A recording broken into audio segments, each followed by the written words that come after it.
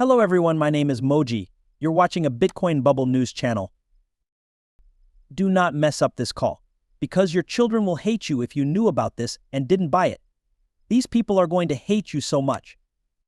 People will think you're a hero if you make a huge sacrifice and don't buy that expensive car but instead buy a whole coin which will be worth $10 million.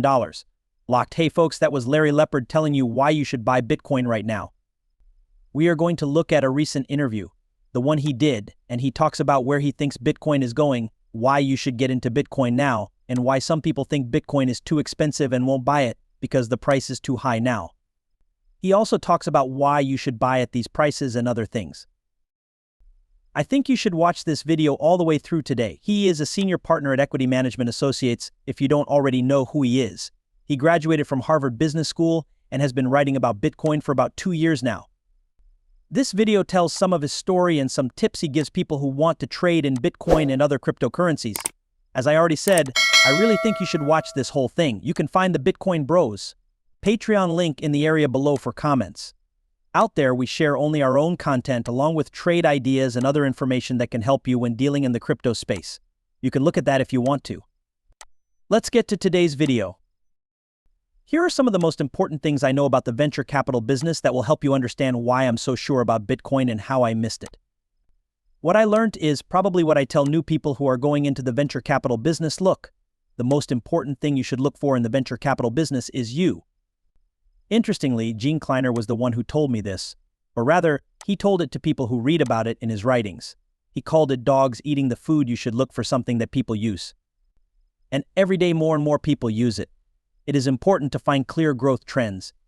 If you see a clear growth trend, you can extend it to say that if something is growing, it will keep growing if everything else stays the same. I'm not going to make the same mistake again, so I knew what Bitcoin was when I saw it. The amount of money in the network was growing steady and quickly, and the fact that everyone needs money and that it is the best kind of money. You know what Saylor and Preston just said?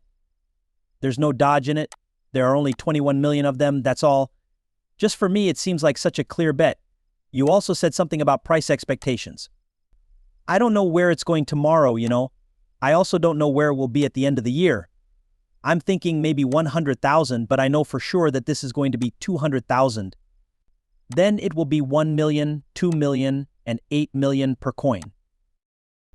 That's what I'm saying because that's how networks naturally grow. That's why I'm pouting the table.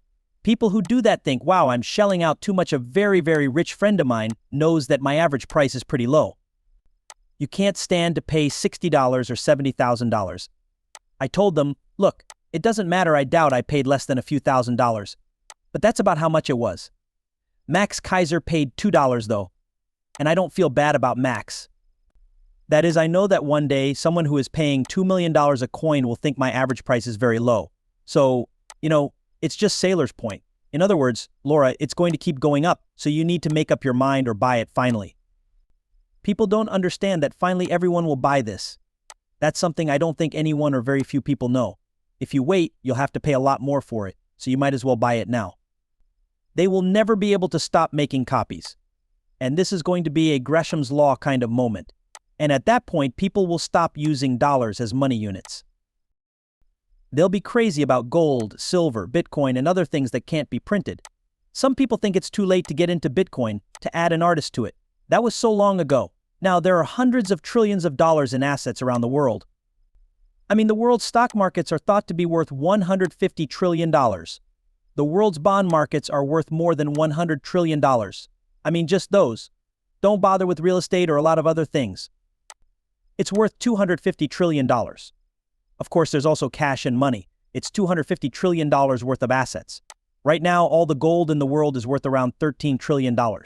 And Bitcoin is worth a lot of money. Think about it. For what reason does a part of that 250 say, God, I'm getting fried here. They're going to make so many new cash units that my existing ones will become very worthless. It's like adding water to beer. I have to leave this place and get some money that I know they can't change. That $250 is going to crash into gold and Bitcoin. So gold will cost $10,000 or $20,000, and Bitcoin will cost $1 million. That's what's taking place. Right now, not tomorrow. It always takes time because most people aren't aware of it yet. But it's clear that people who listen to this show are independent thinkers who are. A little ahead of the curve and intuitively know that something is wrong. Someone or something is wrong with the system. I mean, my kids know there's something wrong with their 20s because they're doing well but can't afford a house. Really, I could only afford a small house when I was your age, but you can afford a condo. They can't, and that's because the processes are broken. Do we know what Bitcoin will become and how it will be used? I mean, no, we don't, but we do know that Bitcoin stops money from losing value. And that has been a huge problem for people for a very long time. So we just figured it out. Okay then, I'm going to bet on that. Over time, I think that free-thinking people like you, me, and everyone else who has accepted Bitcoin will all look at it and come to the same conclusion. You know what? This gets rid of the problem of money basement. That sounds good to me. That works. Yes, let's use that. I know that fiat is just crap and can be weakened. So why would I ever change the price of something in fiat? I'm not really going to get my money back. I'd like to be paid back in Bitcoin. So, yeah, I think that's something that's hard for people to understand. But I believe that once you do, you can't go back.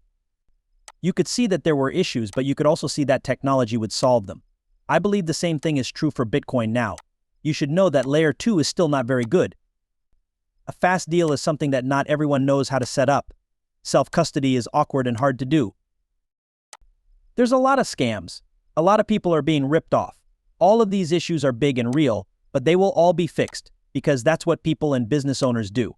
And so, there will be always new breakthroughs. For example, when we switched from green screen to Windows on the internet, that was a huge step forward.